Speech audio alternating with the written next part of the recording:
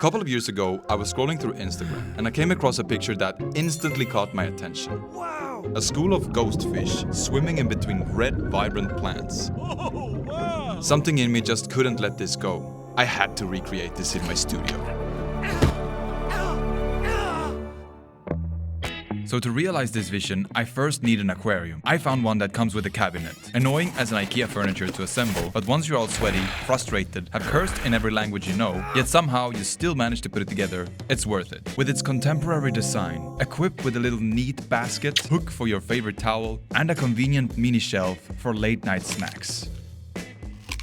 This set also comes with two FLUVAL LED lights with Plant 3.0 technology that you can app control to set a timer, intensity and color spectrum.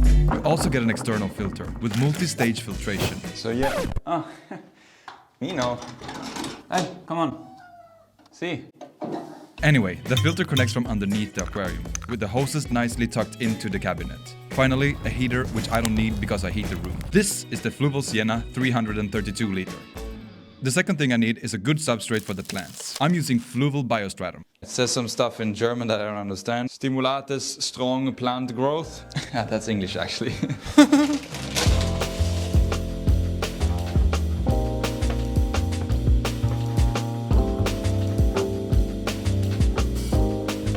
I think we got a good layer of soil now and we can finally start scaping. And right in front of the aquarium we have some Redmore root that we're going to use for the scape. I have already selected at least these two pieces. I want to have these two pieces. I'm just going to chuck them inside and see how it looks. My vision was to have something coming down from here and then another piece like that.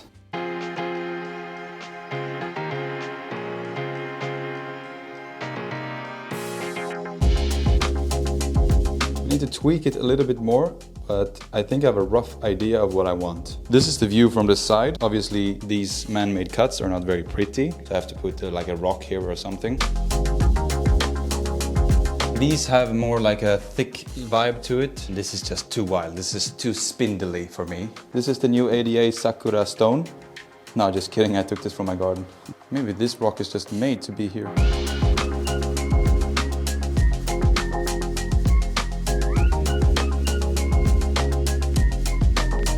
After literally days of shifting things around, I was finally happy with the scape. This wood has never been soaked before, so to keep it from floating, I have to glue it down. And to glue everything together, we're going to use liquid type super glue with some paper towels. You simply take a piece of paper towel, roll it up into a little ball, then you find a contact point and you saturate it with super glue. It's very important that you take your time here and don't rush this process, because there's nothing worse than filling up a tank and then the hardscape floats.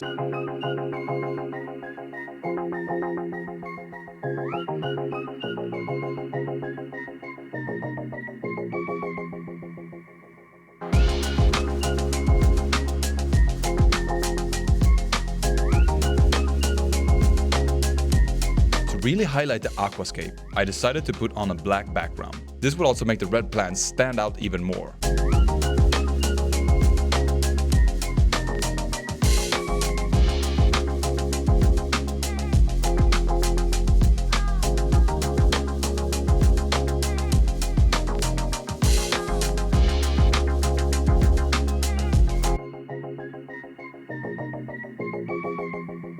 Actually almost been a week now since we filled it up with water, and we're doing something called a dark start. A dark start is often used in aquascaping when you have wood that might release tannins and this white annoying fungus. This way you give it time to stabilize, you can easily clean it, and you minimize the risk of plant melt. We're gonna turn on the light just briefly to see what's happened. Boom. It's pretty misty, it's pretty cloudy. And if we zoom in on that little piece of wood right there, you see that there's some slime growing on the wood. And that's the main reason why I want to do a dark start. So when this slime appears, I can just scrub it off, do a water change.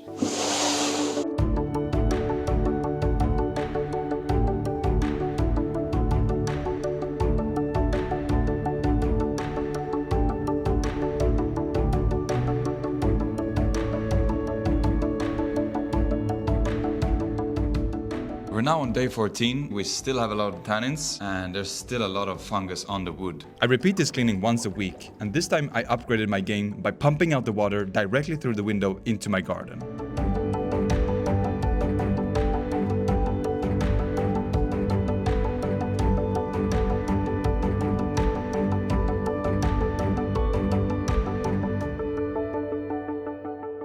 3 weeks in now. On. Oh baby. Ah, it's like Coca-Cola. I really thought that by week 3 the tannins would be gone. But boy was I wrong. The tannins kept persisting, even after day 30. So did the wood gunk. Imagine if I had fish in here. How much this cleaning would stress them out. Even though it killed me to be patient, I'm glad I did a dark start.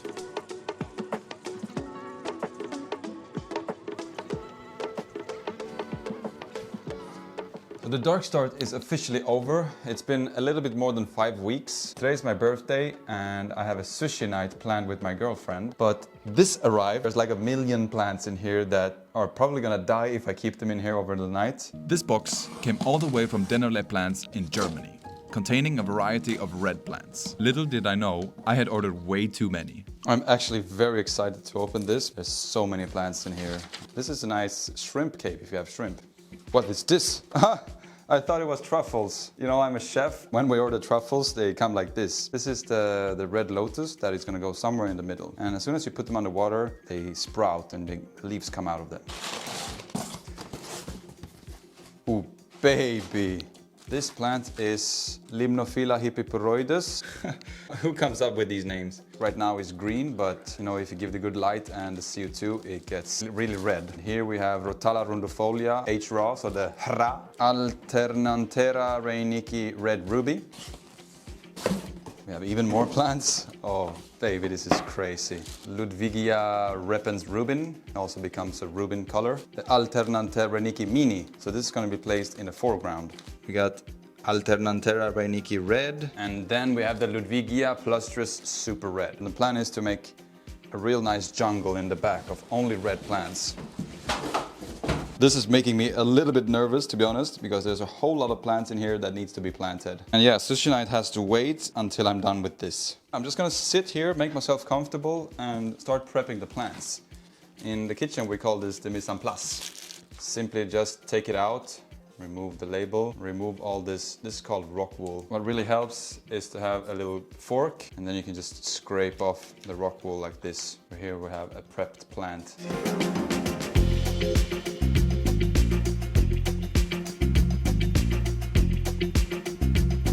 This is the idea for the tank.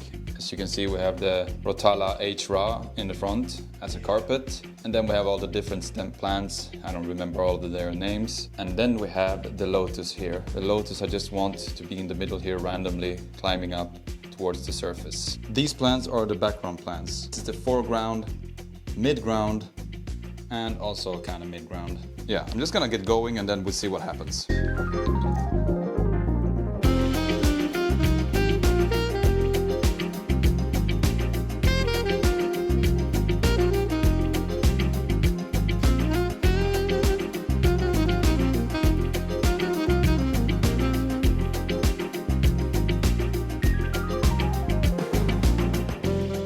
It's now the next day, and as you can see, the plants are all looking up right now. The tank is looking immense. It's wicked, man. We need to feed these plants, so I really need to add the CO2 and also some liquid fertilizers. This is the FLUVAL Bio CO2 250. It's slightly too small for this, but I think it's gonna be fine. I think it's gonna be fine. We crank it up to the maximum.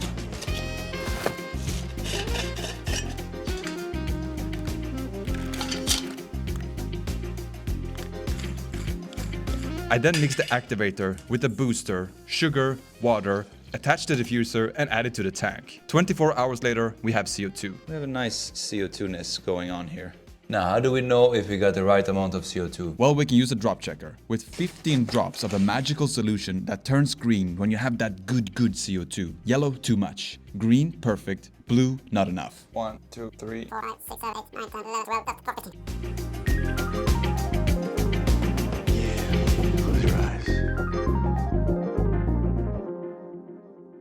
So it's now actually been a few days since we added the CO2. Today I'm going to drop the water level halfway, so we do a water change. And then I'm going to cut all this H. raw and replant it. Maybe 2 or 3 times. In some areas they're longer. I should have done this before, but as we discussed, sushi night came. I had to do it rushly.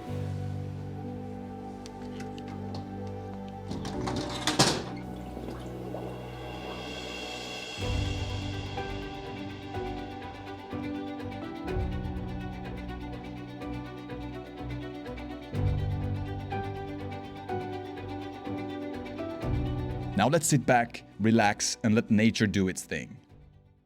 So it's now been 3 weeks since we added the CO2, and it's a disaster. I mean, there's good news and bad news. Obviously, the bad news is the algae on the glass, on the plants, and on the hardscape. But if we ignore the algae for just 1 second, you can see we have some new growth on the hra. This is the underwater growth, and it's even turning pink. And you can see back there the Ludwigia super red is turning super red, and we also have growth that is all the way up the top here with this plant. But yeah, let's first remove the algae.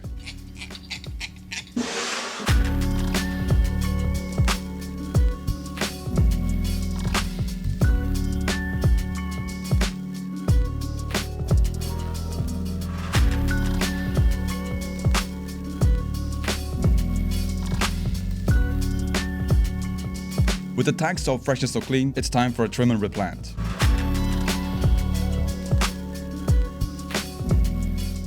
My vision is slowly becoming reality. However, There's still a lot of algae left, but I got a plan for that. it's time to send in the cleanup crew. 10 Amana shrimp, 5 Otocinclus and 2 Siamese algae eaters will work day and night to clean up the rest of the algae. Sir, yes, sir!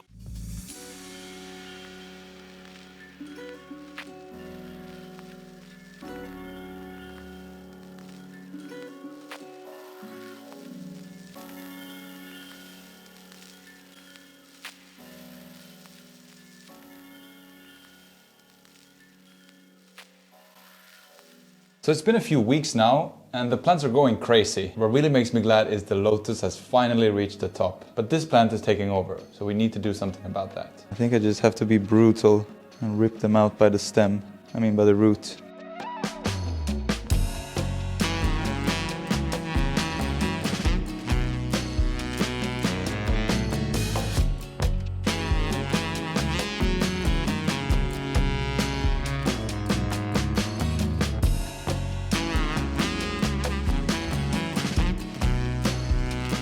It's been a month now since I touched this tank, and it's already getting close to needing a new trimming session. A fantastic thing happened the other day. I don't know if you can see this little thing here on the glass, but it's actually an Otocinclus baby. That being said, there are a few things that I do not like. There are still some tannins in the water, that's why it has this tint. So I have to do another water change. If you compare it to how it used to be, it used to look like Coca-Cola. The thing that annoys me most is that the plants are not red enough. I think that the lights provided in this tank is just not powerful enough for what I want. Obviously, they can grow plants just fantastically fine, but I need something way more powerful. And I actually reached out to a company called Skylight, and they sent me their most powerful light. Let me introduce you to the Skylight Hyperspot FL. This is one of the best lights on the market. Probably the most beautiful. It comes in 3 different sizes. You get a mesmerizing shimmer effect on your wall, and best of all, you don't get blinded by it. This light is extremely powerful. This is normally used in aquascaping contests. So if this light cannot do what I need to do with this tank, I think no light can. Oof. Oh yes, look at that. This is what we got straight out of the box. We got the hanging kit, we got some manuals, we got the power cord. Now I want to remove the plastic from it.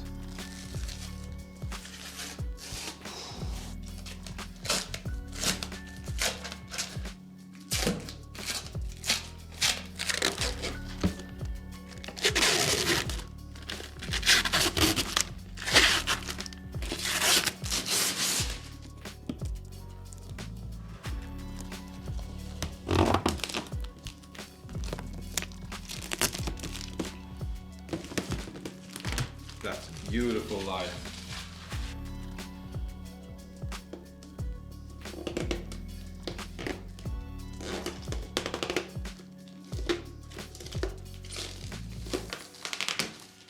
Oh baby.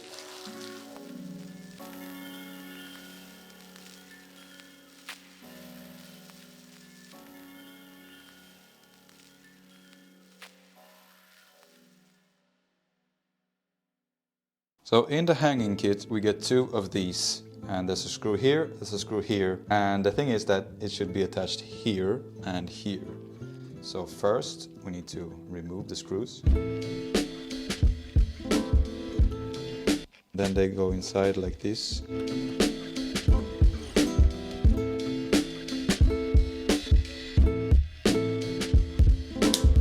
The metal wire has a stopper at one end. On the other end, I'll thread the bolt until it reaches said stopper. Now do you see this thing right here? It has a thing that you can push down. So if you thread the cable, it stops it. But then if you push it down, you can actually adjust the height. Then I'll drill 2 holes in the ceiling. Add the plugs and screw in the screws. Finally, I mount the light.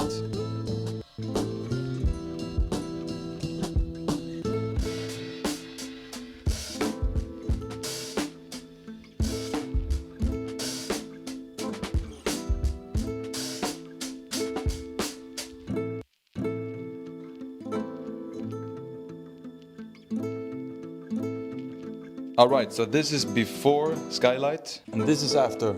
3, 2, 1. Oh baby!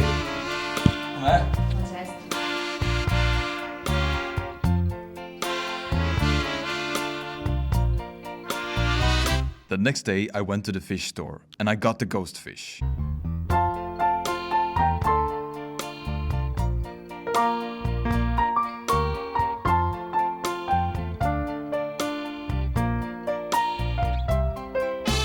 Acclimation time is over. Let's add in these bad boys. Here they come. Oh baby!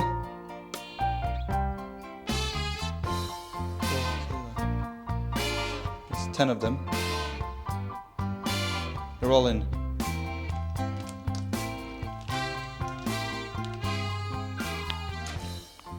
And they all went hiding. I even got a school of X-ray tetras to act as a ditherfish, making the ghost fish feel more comfortable. But it didn't work. The ghost fish kept hiding. I didn't see them for weeks, so I doubled my odds and I got 10 more.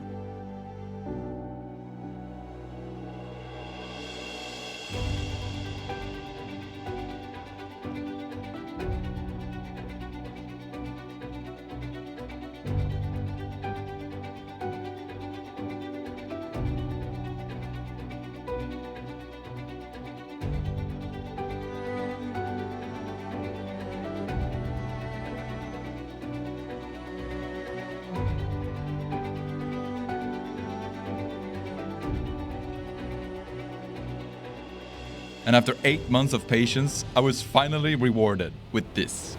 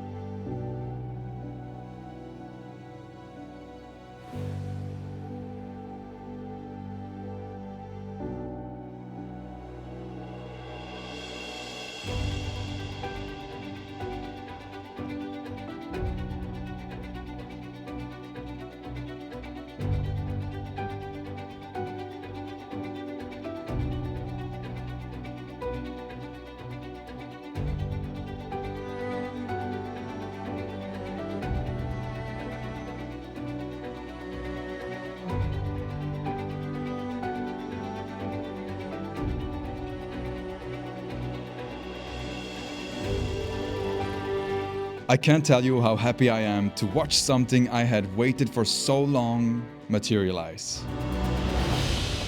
Patience has really paid off, and a little too well, I might add.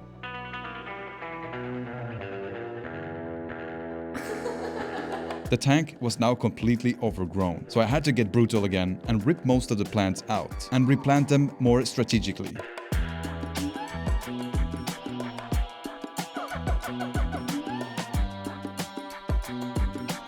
The plants also went through a massive melt, and the H-Raw got stunted growth. I couldn't figure out why though. I had the best light available, nutrient-dense substrate, I was dosing fertilizer and CO2. So I tested the water, and the TDS of my tap water was over 800. Most plants prefer softer water. So for the past month, I've been gradually changing the water, replacing some of it with pure reverse osmosis water. So let's now measure the TDS. 155. I would say that's perfect.